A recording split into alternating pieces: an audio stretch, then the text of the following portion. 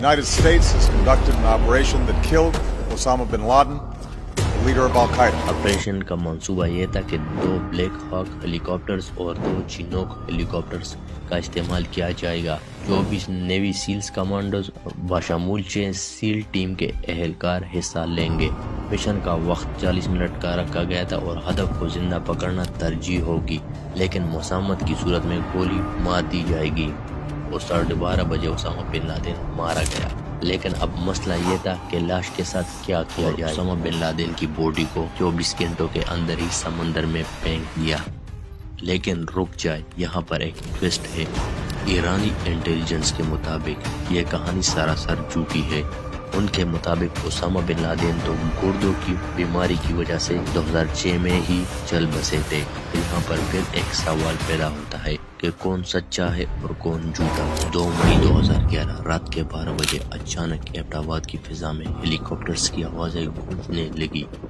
یہ کوئی عام ہیلی کاپٹرز نہیں تھے، بلکہ امریکن نیوی سیل کے اسپیشل بلیک ہاک ہیلی کاپٹر تھے، جنہیں اسٹیل ٹیکنالوجی سے لیس کیا گیا تھا تاکہ پاکستانی ریڈار انہیں ڈیٹیکٹ نہ کر پائے۔ یہ ہیلی کاپٹرز ایبٹ آباد کے ایک بڑے کمپاؤنڈ کے اوپر پہنچے جو کافی عرصے سے امریکن انٹیلیجنس کے نشانے پر تھا۔ ہیلی کاپٹرز میں سوار نیوی سیل کمانڈوز کو حکم مل چکا تھا، کسی بھی قیمت پر ہدف کو ختم کرنا ہے۔ اگر ممکن ہو سکے تو اسامہ بن لادن کو زندہ پکڑنا ہے، لیکن اگر خطرہ محسوس ہو تو گولی مار دینی ہے۔ رات 12:30 بجے ایک ہیلی کاپٹر کمپاؤنڈ کے دیوار کے نزدیک آیا اور کمانڈوز نے رسیوں کے ذریعے اندر چھلانگ لگا دی، لیکن جیسے ہی ایک ہیلی کاپٹر کمپاؤنڈ کے اندر داخل ہونے لگا، اچانک وہ تکنیکی خرابی کے باعث زمین پر گر گیا۔ یہ ایک بہت بڑی گڑبڑ تھی، کیونکہ اگر پاکستانی فوج جاگ جاتی تو یہ مشن ناکام ہو سکتا تھا۔ اب مشن کو پورا کرنے کے لیے کمانڈوز کے پاس صرف 40 منٹ تھے۔ ایک لمحہ امپورٹنٹ تھا۔ جیسے ہی کمانڈوز اندر پہنچے، انہوں نے 2 گارڈز کو گولی مار دی۔ پھر وہ ایک عجیب سے کمرے کی طرف بڑھے جہاں انٹیلیجنس کے مطابق اسامہ بن لادن موجود تھا۔ کمرے کے باہر پہنچ کر ایک کمانڈو نے دروازے کو زور سے دھکا دے کر کھولا۔ اندر اندھیرا تھا، لیکن ایک سایہ نظر آیا۔ رک جاؤ، ہاتھ اوپر کرو، کمانڈوز نے ایسا کہا، لیکن اسامہ بن لادن نے مزاحمت کی کوشش کی۔ اسی پل ایک نیوی سیل کے سولجر نے اپنی M4 کاربن رائفل اٹھائی اور 2 گولیاں چلائی، ایک سر میں اور ایک سینے میں۔ اسامہ بن لادن زمین پر گر چکا تھا۔ کمانڈوز نے فوری طور پر لاش کی شناخت کی اور ایک سیکرٹ کوڈ ورڈ ریڈیو پر بھیجا، "انیمی کل ان ایکشن"، یعنی اسامہ بن لادن مارا گیا۔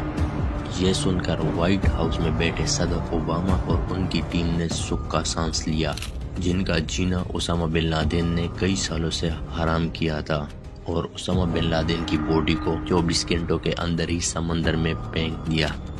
لیکن رک جائے، یہاں پر ایک ٹوسٹ ہے۔ ایرانی انٹیلیجنس کے مطابق یہ کہانی سراسر جھوٹی ہے۔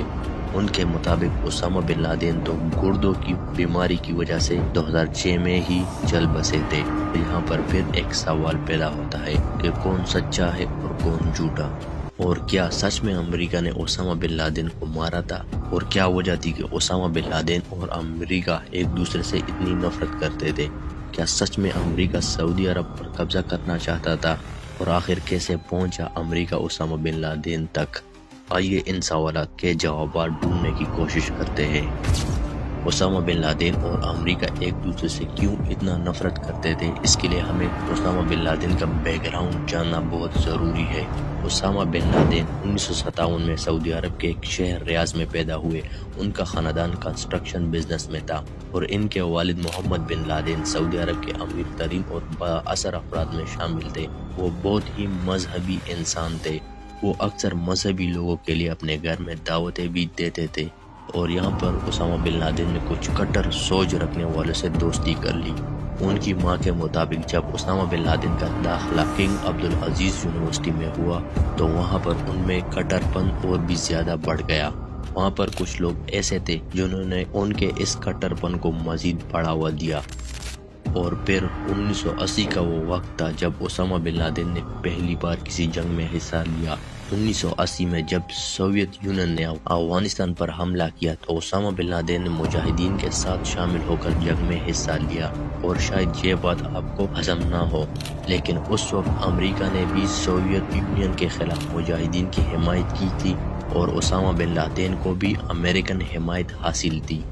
اسامہ بن لادن نے افغانستان میں مجاہدین کے لیے مالی امداد فراہم کی اور ان کے لیے ٹریننگ کیمپس بھی قائم کیے۔ 1989 میں سوویت یونین کے افغانستان چھوڑنے کے بعد اسامہ بن لادن نے القاعدہ نامی تنظیم بنائی، جس کا مقصد مغربی ممالک اسپیشلی امریکہ کے خلاف جنگ کرنا تھا۔ القاعدہ نے 1990 میں کئی حملے کیے، جن میں سے 1998 میں کینیا اور تنزانیہ میں امریکی سفارتخانوں پر بم دھماکے شامل تھے۔ ان حملوں میں سینکڑوں افراد ہلاک اور زخمی ہوئے۔ 1998 میں اسامہ بن لادن نے امریکہ کے خلاف جہاد کا اعلان کیا۔ انہوں نے ایک فتویٰ جاری کیا جس میں کہا گیا کہ ہر مسلمان پر فرض ہے کہ وہ امریکہ و ان کے اتحادیوں کو قتل کرے۔ اس فتوے کے بعد القاعدہ نے کئی حملے کیے، جن میں 2000 میں USS کول پر حملہ شامل تھا، جن میں 17 امریکی نیوی اہلکار ہلاک ہوئے۔ اسامہ بن لادن کی امریکہ سے نفرت کی ایک بڑی وجہ مسلم کنٹریز میں امریکی فوجی موجودگی تھی، خاص طور پر سعودی عرب میں۔ امریکہ فوجی اڈے ان کے لیے ناقابل قبول تھے۔ ان کے مطابق سعودی عرب ایک مقدس ملک ہے اور یہاں پر کسی ایسی فوج کا ہونا حرام ہے۔ اسامہ بن لادن نے امریکی خارجہ پالیسی کو بھی بہت تنقید کا نشانہ بنایا۔ انہوں نے کہا کہ امریکہ اسلامی ممالک میں مداخلت کرتا ہے اور ان کے وسائل پر قبضہ کرنے کی کوشش کرتا ہے۔ انہوں نے فلسطین کے مسائل پر بھی امریکہ کو تنقید کا نشانہ بنایا اور کہا کہ امریکہ اسرائیل کی حمایت کرتا ہے۔ اسامہ بن لادن نے خود کو اسلامی دنیا کا محافظ سمجھا اور کہا کہ وہ مسلمانوں کے حقوق کے لیے لڑ رہے ہیں۔ انہوں نے کہا کہ امریکہ اور اس کے اتحادی مسلمانوں پر ظلم کر رہے ہیں اور انہیں ان کے حقوق سے محروم کر رہے ہیں۔ اور 2001 میں القاعدہ نے 9/11 کے حملے کیے، جن میں تقریباً 3000 افراد ہلاک ہوئے۔ 9/11 کے بعد امریکہ نے افغانستان پر حملہ کر دیا اور اسامہ بن لادن روپوش ہو گئے۔ کہا جاتا ہے کہ وہ پہلے تورا بورا افغانستان میں تھے، جہاں امریکی فوج نے ان کا پیچھا کیا۔ تورا بورا کی جنگ دسمبر 2011 میں ہوئی، جب امریکی فوج اور ان کے اتحادیوں نے تورا بورا کے پہاڑی علاقوں میں القاعدہ کے ٹھکانوں پر حملہ کیا۔ اس جنگ کا مقصد اسامہ بن لادن کو پکڑنا تھا، لیکن وہ بچ نکلے۔ کہا جاتا ہے کہ اسامہ بن لادن نے تورا بورا کے ہاروں میں پناہ لی تھی اور وہاں سے پاکستان فرار ہو گئے۔ 9/11 کے حملوں کے بعد امریکن انٹیلیجنس ایجنسی نے اسامہ بن لادن کی تلاش شروع کر دی۔ ابتدائی طور پر CIA اور دیگر انٹیلیجنس ایجنسیوں نے القاعدہ کے مختلف ارکان کو گرفتار کر لیا اور ان سے معلومات حاصل کرنے کی کوشش کی، اور آخر CIA کو وہ انفارمیشن مل گئی جن کی ان کو تلاش تھی۔ 2002 میں القاعدہ کے ایک رکن خالد بن عطاش کو کراچی سے گرفتار کیا گیا۔ خالد بن عطاش نے اسامہ بن لادن کی قریبی ساتھی ابو احمد الکویتی کا نام بتایا، جو اسامہ بن لادن کے رائٹ ہینڈ تھے، تو CIA نے اس کا پیچھا کرنا شروع کر دیا۔ 2009 میں CIA کو معلوم ہوا کہ ابو احمد الکویتی پاکستان میں موجود ہے۔ CIA نے پاکستان کو 4 ٹیلی فون نمبر فراہم کیے جو زیادہ تر بند رہتے تھے، لیکن ان نمبروں کی مدد سے CIA نے الکویتی کی موومنٹ کا پتہ لگا لیا۔ 2010 میں CIA نے معلوم کیا کہ ابو احمد الکویتی ایبٹ آباد میں ایک خفیہ کمپاؤنڈ میں رہتا ہے۔ کمپاؤنڈ میں موجود افراد کی نقل و حرکت بہت غیر معمولی تھی۔ وہاں پر رہنے والے لوگ فون یا انٹرنیٹ استعمال نہیں کرتے تھے۔ کوڑا کرکٹ باہر پھینکنے کے بجائے گھروں میں ہی جلا دیا جاتا تھا۔ حفاظتی انتظامات بھی عام گھروں سے کہیں زیادہ سخت تھے۔ 2011 کے آغاز میں CIA نے امریکن صدر باراک اوباما کو اس معلومات سے آگاہ کیا۔ کئی ماہ تک نگرانی جاری رہی اور بالآخر 29 اپریل 2011 کو آپریشن کو حتمی شکل دی گئی۔ آپریشن کا منصوبہ یہ تھا کہ 2 بلیک ہاک ہیلی کاپٹرز اور 2 چینوک ہیلی کاپٹرز کا استعمال کیا جائے گا۔ 24 نیوی سیلز کمانڈوز بشمول 6 سیل ٹیم کے اہلکار حصہ لیں گے۔ مشن کا وقت 40 منٹ کا رکھا گیا تھا اور ہدف کو زندہ پکڑنا ترجیح ہوگی، لیکن مسامحت کی صورت میں گولی مار دی جائے گی۔